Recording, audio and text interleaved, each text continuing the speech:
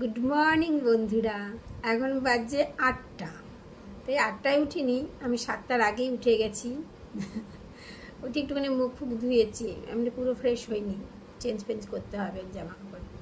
তো উঠে কী করলাম জানো, কালকে যে ব্লগটা করেছি সেটা এডিটিং করা হয়নি, কিছু হয়নি, কালকে সময় হয়নি না। তারপরে হ্যাঁ, যখন সময় হলো রাত্রেবেলা, তখন সারাদিন তো নেটের খুব প্রবলেম ছিল। রাত্রেবেলা যখন সময় হলো তখন আবার দেখছি মোবাইলে নেই, কী বলে, চার্জ নেই।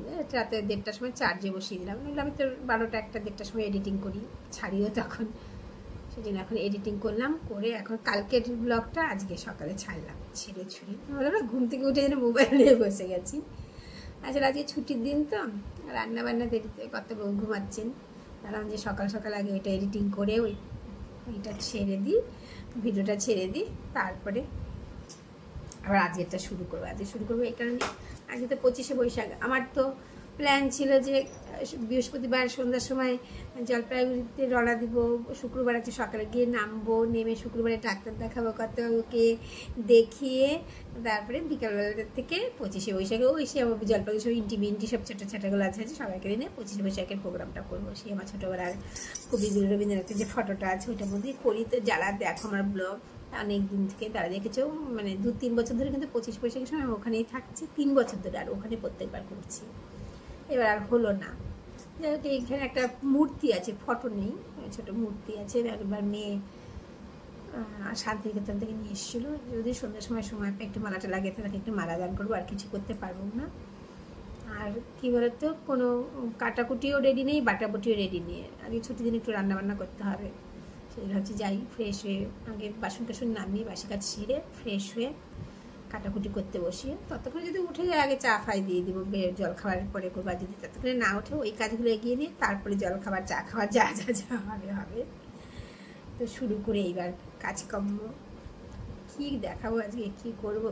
আসলে কী বলতো, ওই কাজ করতে করতে একা একা না, মানে ভিডিও করতে খুব সমস্যা হয়। কেউ একদিন থাকলো, কাজকর্ম করছি, পিছনে একটু করলো, একটু নিচে গেল, উপরে গেল, নিচে কী করছি। এখন কী হবে, ফ্রেশ হয়ে আগে ফুল তুলে নেব, মানে যে বাসি বাসন টাসন নামিয়ে ভিজিয়ে টিজিয়ে ফ্রেশ হয়ে জামা কাপড় চেঞ্জ করে ফুল টুলগুলো তুলে এসে তারপরে উপরে আসবো। তারপরে উপরে এসে দেখি ততক্ষণ যদি কথাও উঠে পড়ে তাহলে করবো, আগে চা দিব, তারপরে কাটাকুটি করা। যদি না উঠে আগে কেটে কুটে লাগবে, কিচ্ছু করি, মানে কিচ্ছু করা নেই রেডি আজকে।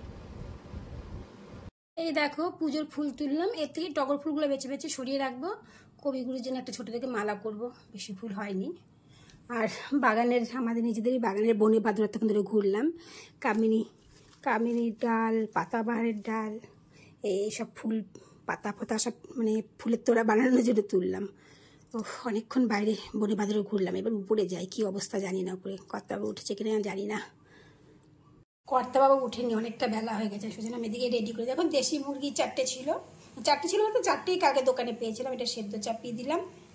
আর এই একটু কাটাকুটি করে রেডি করি, কারণ আদা রসুন পেঁয়াজ কেটে কুটে বেটে নিতে হবে। টমেটো আছে, একটু পটল চিংড়ি করবো, উচ্ছে করবো, দেখি কেটে কুটে দেখাচ্ছি। এই দেখো কাটাকাটি মোটামুটি হয়ে গেল, এটা বেটে নিলেই কাজটা অনেকটা এগিয়ে যাবে। এতে গলা শুকিয়ে গেছে, অনেক বেলা হয়ে গেছে, সে 7টার আগে উঠেছি, কতকে ডাকি একটু চা ফা খেতে হবে। টাকাগুলো রেডি রাখি, দুবেলার কাটিং মাছি টাকা রেডি রাখি, একটু বিছানা তুলি, আসলে যখন সঙ্গে সঙ্গে ভুলে রাত্রিবেলা কি করবো তো, বেড কাভারগুলো গরম জল করে ভিজিয়ে রাখবো, সকালবেলা জল চেঞ্জ করা হয় না। আচ্ছা কখন পারবো, তুলে তো নিতে পারবো আপনি, আমার রান্নাঘরে ঢুকতে হবে, অনেক বেলা হয়ে গেছে, কিন্তু পাতবো কখন, বিছানা স্নানের আগে পাততে হবে। বিছানাটা তুলে রাখি, কখন পাতবো জানি না, তুলে রাখি, ঝেঁটিয়ে ঝুটিয়ে পয়সা করে রাখি, তখন সময় পাবো। এখন বিছানা পাতার সময় নেই, অনেক টাইম লাগে বিছানা পাতা। রান্না বসে গেছে, 10:30 পার হয়ে গেছে, রান্না বসে গেছে, যখন উচ্ছে ভাজা বসাতে হয়ে যাবে। এতটুকু সে পুতুল খেলার মতো রান্না, তো বেশি টাইম ভাতটা বসিয়ে দিয়েছি, রান্না করতে জাস্ট 8 ঘন্টা লাগবে। চা জল খাবার হয়ে গেছে, কাজটা কি আছে, চা জল খাবার খেয়ে বাসন বেরিয়েছে, ডিম টিম ছাড়িয়ে সব বাসন টাসনগুলো বেরিয়েছে, চা খাবার বাসনগুলো নিচে নামাতে যাবো, ওইটাই ওই দৌড়ে দৌড়ে ব্যাপারটা যাতায়াত, ওইটাই পরিশ্রমের ব্যাপার। নইলে ভাল লাগে, ওটাই কষ্ট লাগে করে নিই রান্নাটা। আজকে খুব অল্প অল্প রান্না করছি, কেন বলতো কালকে শনিবার তো, যত কমে করি না কেন তরকারি এখনো ফ্রিজে রয়েছে, শাক রয়েছে, ডাল শুকনো কাঁকড়াতে করেছি, ডাল শুকনো রয়েছে, তারপরে সোয়াবিনের তরকারি রয়েছে, চিংড়ি মাছ ভাজা করা রয়েছে। চিংড়ি মাছ তো 2 দিন রান্না করে খেয়েছি, আজও করলাম। আবার সেই কবে রবিবার ততদিন রাখা যায় ভাজা চিংড়ি মাছ, ওইটাও কাজে দিদিকে আগে ডাল শুকনো, শাক ভাজা, চিংড়ি মাছ অনেকটাই আছে, ওটা ভাজা করা আছে, প্লাস কী বলে আপনার সোয়াবিনের তরকারি, ওরা সব কাজে দিদিকে দিয়ে দেবো। ও তো অনেকবারই কাজ করে বাড়িতে, অত বেলা না ওরা রান্না করতে খুব অসুবিধা হয়। ও একটু ভাতটা করে নেয়, আমি যা টুকটাক তরকারি দিয়ে ওর হয়ে যায় খাওয়া যায় না।